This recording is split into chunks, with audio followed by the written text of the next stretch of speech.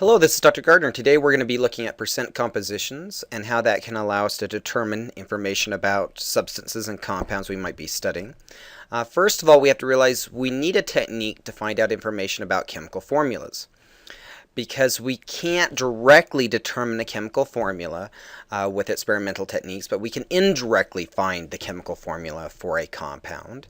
Now, in order to do this, we have to run some experiments in the laboratory where we can measure the mass of each element in a sample of a compound. Now, we have different analytical techniques, methods of finding the mass of each element in a sample we're looking at. Now, however, your sample sizes might be different, so those masses can vary depending on which sample you're looking at. So we need some way that's going to be uniform in describing the amount of an element no matter the size of your sample. So what we want to be able to look at for samples of these different elements that may have the same type of composition with respect to their formula, we want to be able to find a percent composition by mass. Okay? So it's a very simple calculation to determine the mass percent of an element in a sample. First of all, you will have to determine the mass of one specific element in that sample, let's say in gram quantities, that's a common unit we might look at, divided by the mass of that entire sample, maybe perhaps in gram quantities as well, just to make sure your units are on the same scale with respect to any prefixes for the metric system. Then you just multiply that by 100. That'll give you a percent by mass with respect to that element. And if we know the mass percent of every element in a sample, if we see that same mass percent for every element in another sample, that would indicate the possibility that they may be the exact same compound. Okay, so in order to consider this, let's look at a compound that has three different elements present in its formula. We're going to look at a mineral called chalcopyrite. Chalcopyrite is a mineral that some of you may be familiar with respect to it being called fool's gold. Now, with respect to chalcopyrite, we have copper, iron, and sulfur in the compound. If we were to study this compound, let's say we had a 3.67 gram sample of chalcopyrite, and we determined by analysis in the laboratory that it had a ratio 1.27 grams of copper in the sample, 1.12 grams of iron in the sample, and 1.28 grams of sulfur in the sample, we could use this information to find mass percents, because I know the mass of every element, and I also know the mass of the entire sample. Okay, so the next thing we want to do is actually calculate the mass percent of each of these elements in order to describe this compound. So to determine the mass percent of copper, what we would do is take 1.27 grams of copper, divide that by the mass of the entire sample that was given in the initial problem, 3.67 grams. So I take the original sample mass, divide that into the mass of each element. So I divide it by 3.6 grams of the chalcopyrite as our compound. We multiply by 100, we end up with 34.6% copper by mass percent. Okay, now we're going to calculate the mass percent of the other two elements, and if we do this correctly, we should find that the mass percents of every element in the compound should add up to 100%. So that's our double check that we're doing everything right. So we'll come back to that in a second. Now let's consider iron. The percent iron by mass is just going to be the 1.12 grams of iron that we found from our analysis divided by the original sample size of 3.67 grams of chalcopyrite. If we multiply by 100, that would give us a mass percent of 30.5% of iron. So we have the mass percent of two of the elements in the compound. We have one more to calculate. We're going to find the mass percent of sulfur. The mass percent of sulfur is going to be 1.28 grams. This should be sulfur here, not copper. 1.28 grams of sulfur divided by 3.67 grams of the chalcopyrite sample times 100. That would give me 34.9% sulfur by mass.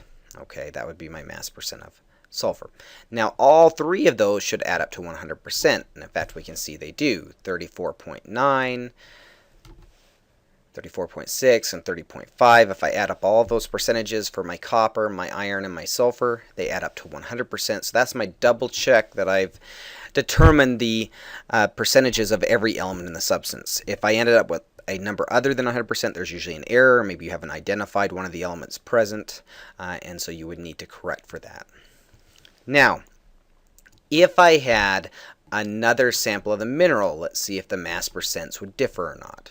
So let's say we had a 100 gram sample of the same mineral of chalcopyrite. Now, the mass amounts wouldn't necessarily be the same because with the different sample sizes, but the mass percent should be identical. Let's see if we can convince ourselves of this. If I have a 100-gram sample, it's very helpful sometimes to assume you have a 100-gram sample, even if you don't, because if I have a percentage by mass of the different elements in a 100-gram sample, that's how many grams I would have of each of those elements. So this 100-gram sample would have 34.6 grams of copper, 30.5 grams of iron, and 34.9 grams of sulfur, which would add up to that 100-gram sample size. So if you assume you have a 100-gram sample and you're dealing with percents, then the gram quantities are the same as your percent. Now, frequently we won't have a full 100-gram sample, but if you do, that's a very simple way to reason through this. Now, in other cases, we will have sample sizes that are very different in size. For example, let's consider finding the percent of iron and percent of sulfur in a 8.33 gram sample of chalcopyrite. Okay, if we look at this, what we're assuming is we should have the same mass percents that we've been seeing before, but the sample size is a different size. So let's see if that's true. Let's see if we can have any sample size here and get the same mass percents that we've been looking at. So let's say we take the 2.54 grams of iron that we have in the sample. The entire sample size is 8.33 grams. And multiply that by 100, I get 30.5% iron in the sample. Okay, does that match what we saw before? That's exactly the percentage we expect if we have pure chalcopyrite. Now, if I had a different percentage, we might expect that we have a different compound or an error in our analysis. So let's consider the mass percent of sulfur. So if I take 2.91 grams of sulfur divided by that sample size of 8.33 grams times 100, we end up with 34.9% sulfur in the sample. So we're seeing those percents by mass should be the same no matter the sample size, and that's exactly what we needed for this type of analysis. We need to have the same way of describing every element no matter the size of the sample we're looking at. Okay. Now let's consider a compound other than chalcopyrite. So let's say we have a copper compound that weighs 1.63 grams, and we analyze it and find that 1.30 grams of the compound is copper. And then we find out the other element present in the compound is oxygen, but we don't actually have the mass data for it. So how can we determine how many grams of oxygen be present in the sample if I only analyze for copper? Well, in this case, it's fairly simple to find out how much oxygen I have. If there's only two elements present, well, I can subtract the mass of the first element, copper, from the entire sample mass. That difference in mass, if there's only two elements present, must be due to the other element. It must be due to the oxygen. Okay, so if I subtract 1.30 grams from 1.63 grams, we end up with having a content left over of 0.33 grams, which must consist of the only other element in the sample would be oxygen.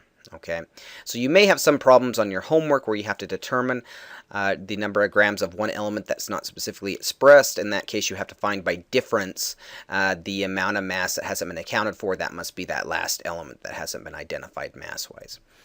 Now I can find the mass percent of each of these elements by just taking the 1.30 grams of copper divided by the entire sample size times 100. That'll give me a mass percent of copper. If I take 0.33 grams of oxygen and divide by the mass of 1.63 grams of the sample times 100, that would give me my mass percent of oxygen.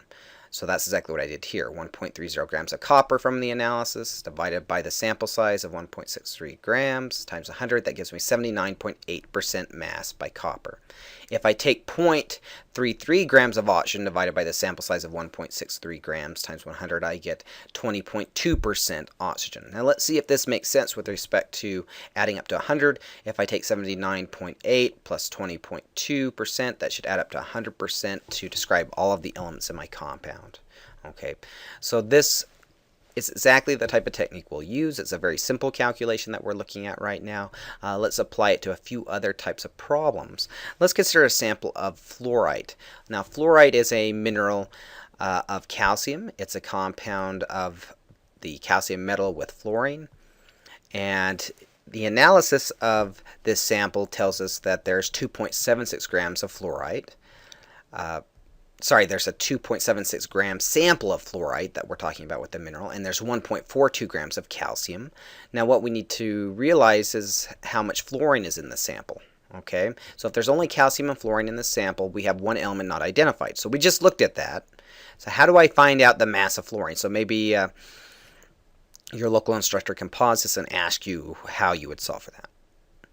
Okay, so once you've thought about how to solve for the mass of fluorine in this sample, hopefully you realize you can find by difference the mass of fluorine by subtracting the mass of the other element, the calcium. 1.42 grams, subtract that from the 2.76 grams of the fluorite sample. That should allow us to determine that we must have the additional mass of 1.34 grams that's fluorine itself. So just take the sample, subtract the mass of the elements that we know. Any leftover mass must be due to that unidentified mass for the element that we haven't analyzed for. So we have 1.34 grams of fluorine.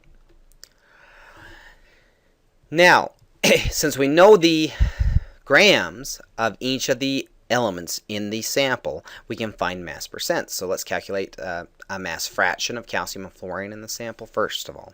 Now, a mass fraction is merely your ratio of your grams of each element divided by the sample size. We just haven't bothered to multiply it by 100 to get a mass percent yet. Okay, so if I'm going to go ahead and find my mass fractions of each element, I can go ahead and take my mass of calcium. So I have 1.42 grams of calcium. I'm going to divide by 2.76 grams of the original sample size. And that gives me a mass fraction of 0.51449. I round that to the correct number of significant figures of 0.514. If I multiply by 100, I get a mass percent of 51.4%. But this mass fraction can be useful for other calculations, so I stopped at that point here. If you were asked on the homework to find a mass fraction, just remember you're not multiplying by 100. Right? If I find the mass fraction of fluorine, well, what I will do is take 1.34 grams of fluorine, that I found by difference on our previous slide, divide that by the entire sample size of 2.76 grams of fluorite. That's going to go ahead and tell us that we have a mass fraction of 0.486 to 3 significant figures. Okay, I should be able to add up those two mass fractions, if these are the only elements, to add up to 1. So my mass fractions add up to 1, my mass percents add up to 100%. So those are some double checks that I'm doing my calculations correctly. So make sure you do that in case you need to double check your work. Okay. Now if I want to find the mass percents of these, I merely can take the mass fractions multiplied by 100. So I'm going to take the mass fractions times 100. That'll give me a mass percent. So we just found that our mass fraction for calcium was 0.514. Multiplied by 100, we end up with 51.4%. If I take the mass percent of the mass fraction of fluorine times 100, I'll get the mass percent of fluorine. So my mass fraction we just calculated was 0.486. Multiplied by 100, that's going to give me 48.6% by mass. Okay, let's try another problem. Let's consider that we have a 4.55 gram sample of limestone, which contains not only calcium but carbon and oxygen. So now we have a 3-element sample rather than 2 elements. Okay. We find that it contains 1.82 grams of calcium, and we'd like to find the mass percent of calcium in the limestone. Now you notice I don't need to know the grams of carbon or oxygen in order to solve this type of problem. I just need to take the grams of calcium divided by the grams of the sample times 100 would give me a mass percent. So 1.82 grams of calcium divided by the sample size of 4.55 grams of limestone, that would give me a mass fraction. I multiply by 100, that gives me 40% calcium by mass in the limestone sample. Okay. Now this is true of any size of sample of limestone. If it's just consisting of calcium carbonate, we would expect the same mass percent.